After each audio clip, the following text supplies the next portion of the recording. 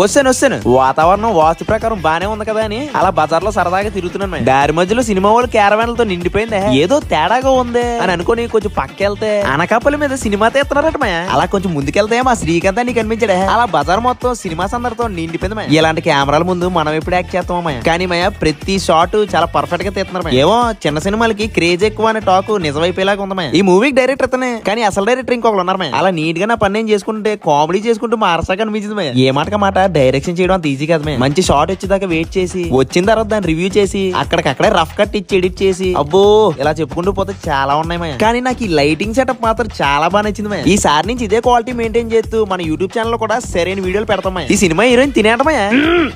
నాన్నగారు ఎక్కువ మాట్లాడితే సురుసుమ్ అయిపోద్ది. ఈ మూవీకి ధమాకా మూవీ డైరెక్టర్ టాక్ మాయ. అలా నీట్ గా మొత్తానికి మాయలందరికీ ఆల్ ది బెస్ట్ చెప్పేసి మనం వస్తాం. నా వీడియోలు బాగుంటే కొంచెం ఫాలో కొట్టి మాయ.